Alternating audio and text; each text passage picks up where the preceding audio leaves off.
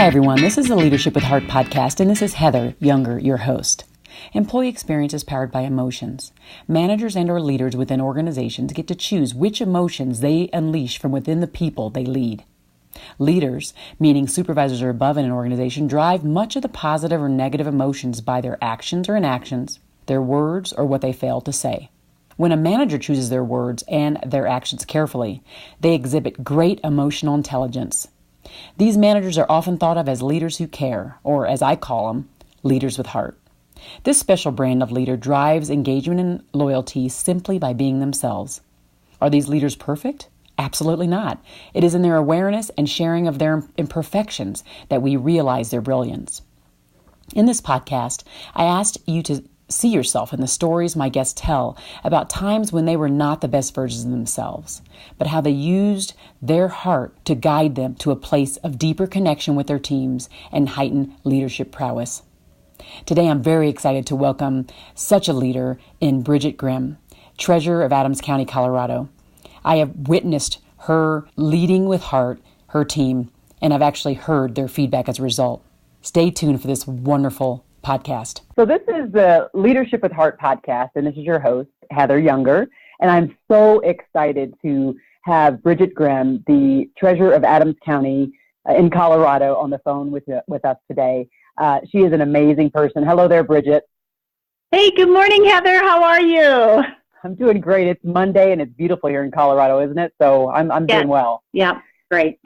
So for the people listening, for the show, there'll be people that will be coming on the show based upon who I've invited them on, or people have referred them to me. So anybody who's listening will just know that they've pretty much been screened. These are people calling in asking if they can be on the show. In most cases, they've been referred, or I've handpicked them based upon, what I see as a leader who leads with heart and who's more emotionally intelligent. So Brigitte, the reason why I invited Brigitte on, and it is because I worked with her, and I also saw how she was with her people, and her people would reflect on her leadership style when I would do employee focus groups or when I would be doing a training. And so I could just see she was one of those people who naturally led people and was emotionally intelligent. So that is why I have her on the show. So I'm hoping you'll enjoy our time together. So Brigitte, tell us a little bit about what you do for Adams County and your role as treasurer, and that would be great for us to hear that. Okay, great. Well, yes, so I'm the Adams County Treasurer, and it is an elected position. So in 2010, after a decade in the private sector, in accounting roles, in finance roles, CFO roles, and Director of Accounting and Finance type roles, I decided to enter the public sector. And so I brought with me a decade of experience. And then I also brought an MBA in finance and accounting and a bachelor's degree in information systems. And so what I found was 8 years ago when I ran for my first term and then ran again 4 years later in 2014 for my second term, I found that I had this perfect blend of public-private experience. And so I think that has actually been one of the reasons that we've been so successful in this public sector, because we all know that government hasn't always been the most efficient and effective operation. And so it's been wonderful and an amazing experience with amazing results to come here and take everything that I know through experience and education and apply it. And the outcome has been the most, really the most rewarding professional experience I've ever had. Oh, that's awesome. So what drives you, as a person, as a leader, what is it that drives you? And then where does that drive come from? Well, I think I'm a big believer in investing my time and energy in something that I'm passionate about, that I love, because I think you lose interest if you don't have that passion. And so with that said, I think what gets me out of bed every day is accomplishments and results. And as I just mentioned, in the public sector, there is an expectation that it will be a bad experience. And so every day I am driven to change that experience for, in this case, our taxpayers. So as the treasurer, I am the tax collector probably not the most popular role in county government, but that's what excites me, is to be able to have this great relationship with our customers. And so I'm motivated really by leaving a legacy here of inspiring my team and my coworkers and those that I interact with every day. And I want a legacy where my team, the people that work here with me, see growth, where they feel good about where they were, where they are now, and where they're headed. And I don't know what that growth looks like. It could be educational. It could be better critical thinking skills, maybe better time management. And maybe if I could have my way, it would be being motivated to be a mentor for somebody else. So I love being a resource and helping others in my office and in this building actually achieve their personal, their professional, and maybe even their educational goals. I love that. And for everybody listening, I'm not sure if you heard her describe the people that she worked with. She didn't say the people that work for me, the people that report to me. She said the people that I work with. And that is really a defining characteristic of a leader with heart and somebody who's more emotionally intelligent, because they don't necessarily put themselves up on a pedestal. They put themselves in equal, knowing that they do have added responsibility for the team. So I just want to point out that little nuance, if you didn't already catch it, about how Brigitte described herself. So how would you define your leadership style? I love this question because I think, if you Google leadership styles, you'll get 5 to maybe 7 or 8 predetermined styles. But I have known for a very, very long time that I'm a visionary and I'm also a coach. And so what I would like to, I didn't mention earlier, I'm also an instructor. I teach at night. I teach accounting at night. And so as a visionary, I think this style is really effective when an organization needs new direction or new process. And that's been the beautiful thing about working in this government sector, is I've been able to take that private sector experience, which is what I did also cleaning up accounting departments and working with different companies to improve process and create effective and efficient ways to do the job. And so I think that visionary goal is a style that it's to move people towards a new set of shared outcomes, right? So as a visionary leader, I think I like to articulate where my team is going, but not necessarily how we're going to get there. And so this means I get to empower the people that I work with to innovate, to experiment with different ideas, maybe to assess and sometimes take these calculated risks to improve the way we do business. And so I've always had this tagline that, I'm here to change the way government does business. And this visionary style is a big, big piece of that. Now, the coaching style, this is a little bit more on the one-on-one, and it aligns with why I actually love being an instructor. So in my classrooms, I'm always trying to work with students individually to help them get where it is that they want to go. And that rolls over into my work life as well. This one focuses really on developing individuals and showing them how to improve either their performance or connecting maybe their goals with the goals of the organization. And this is really the fun part of my job because I see people grow.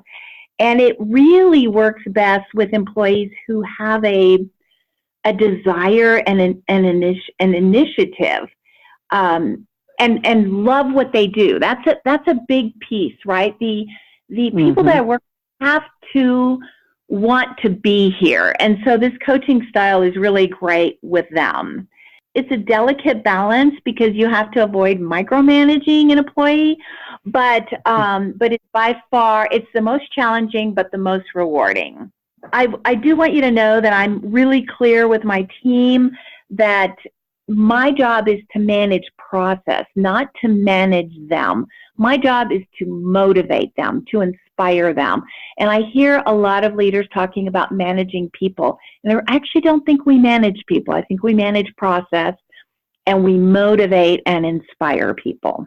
I love that. So just everything you said encapsulates so many elements of this emotionally intelligent leader. And keeping in mind that when we talk about, someone who's emotionally intelligent, it doesn't mean that we're all perfect. We are all striving to become, better and the best versions of ourselves. And so everything you mentioned the word empower, you mentioned the word innovate, coaching, and the fun part. I love the fact that the fun part is seeing them grow.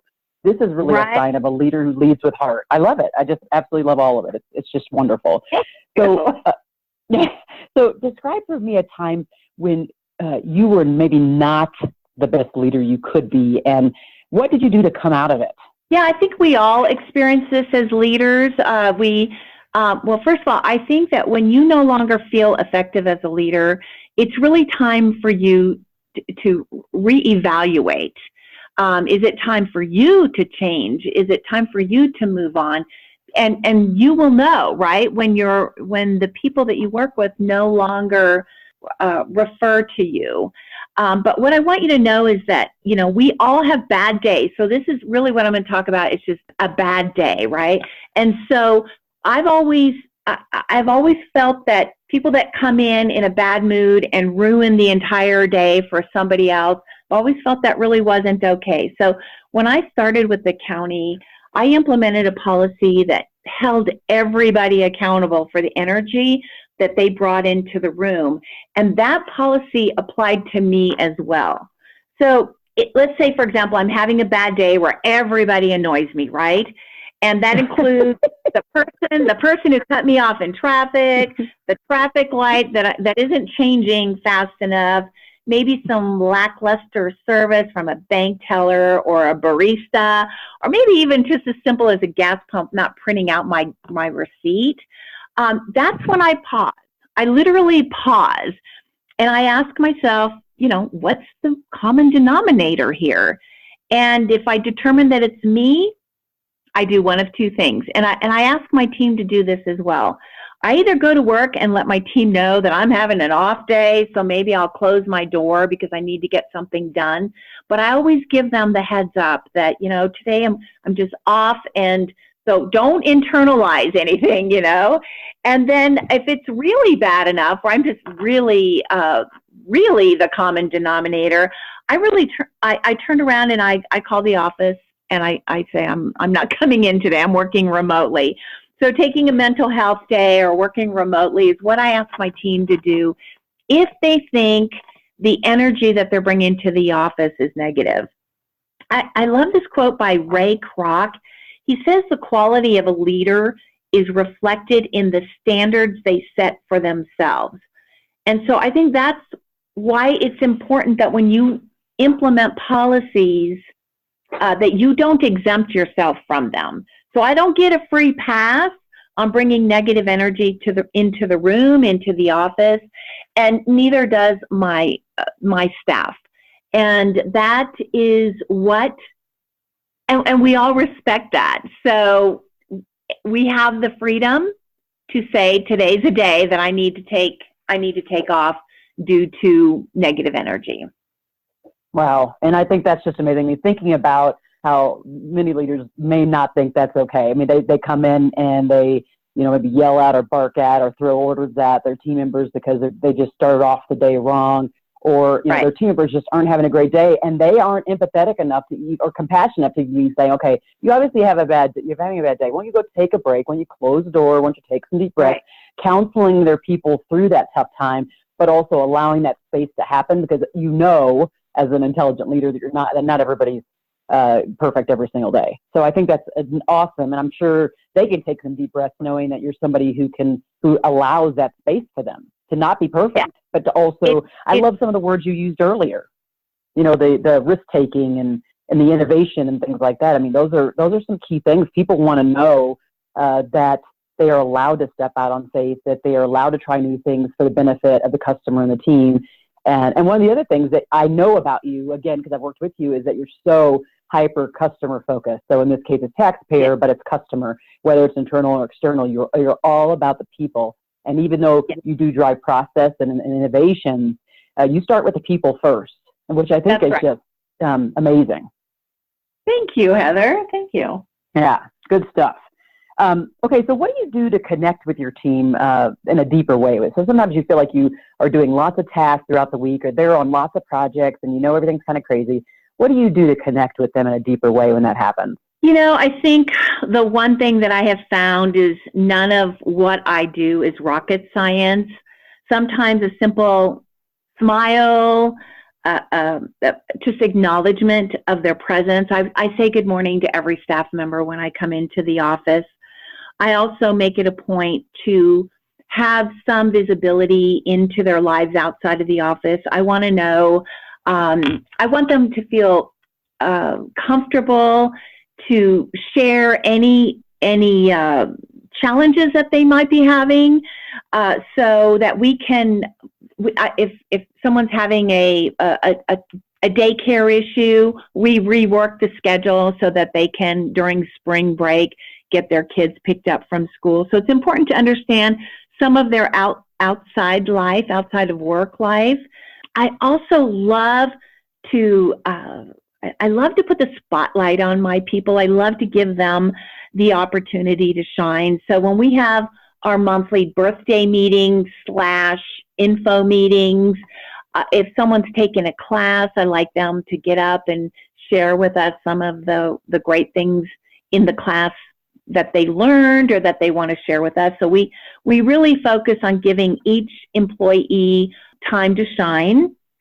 I like to know what motivates them. So I have a conversation with them and say, what motivates you? And then I try to implement that into my working relationship with them. So that's a real big one, because we know everybody's motivated by different things.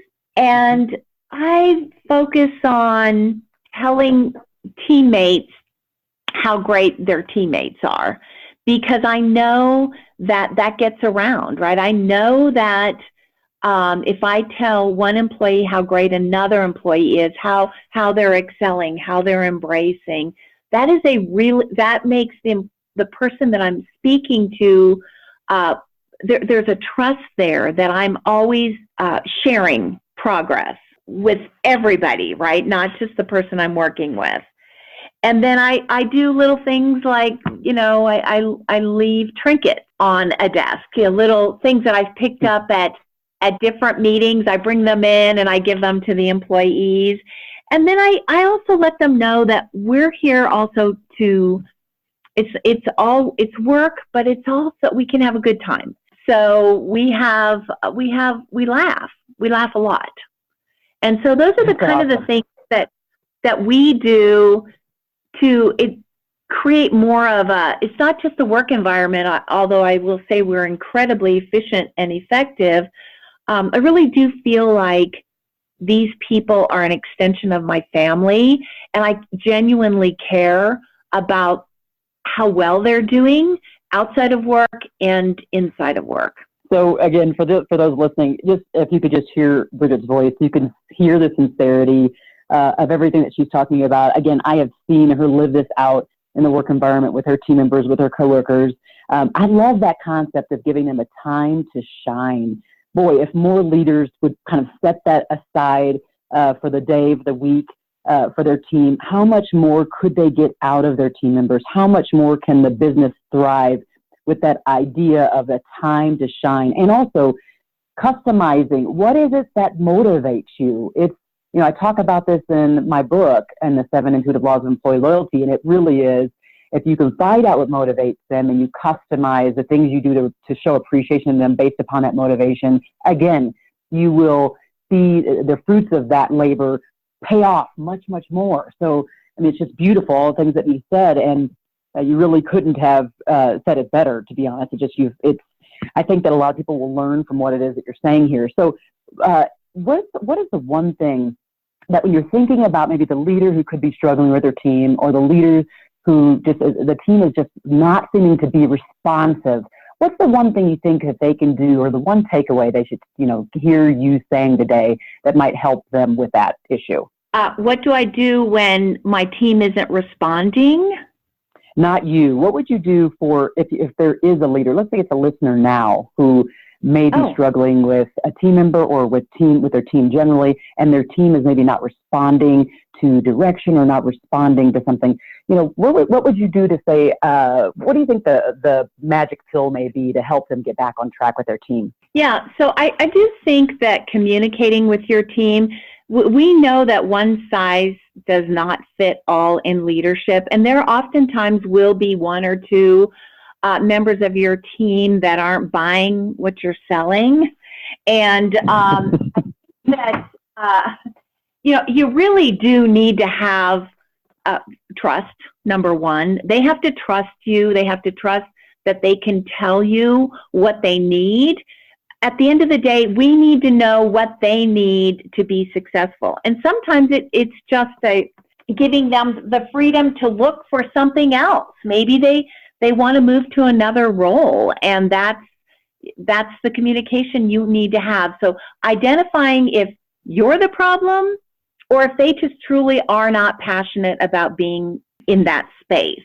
And so I think and sometimes it helps if you can talk with people they work with, because sometimes employees feel more comfortable talking with a colleague and seeing if there's a way you can get that dialogue going. But at the end of the day, I think it boils down to having communication and trust with the people that you work with.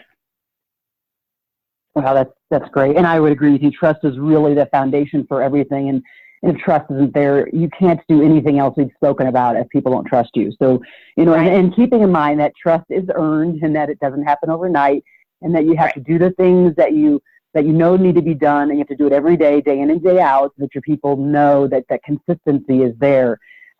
So this has been awesome. Again, remembering, provide your team a time to shine, and remember that you have to pinpoint what motivates them in the process.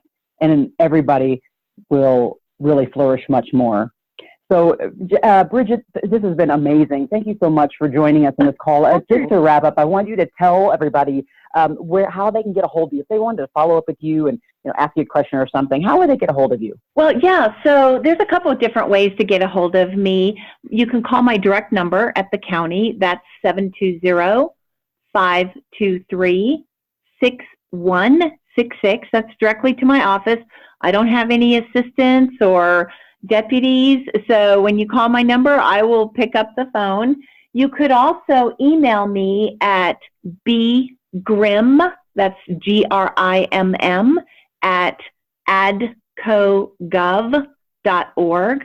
That's ADCOGOV.org. And just for the listeners too, I will make sure when I put the show notes together, there'll be Brigitte's contact information will be on there as well.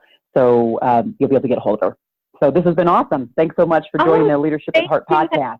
Oh, Heather, thank you so much. It was a great opportunity. Thank you for listening to the Leadership at Heart podcast. You can grab the show notes by visiting customerfanatics.com. And don't forget to subscribe to our newsletter.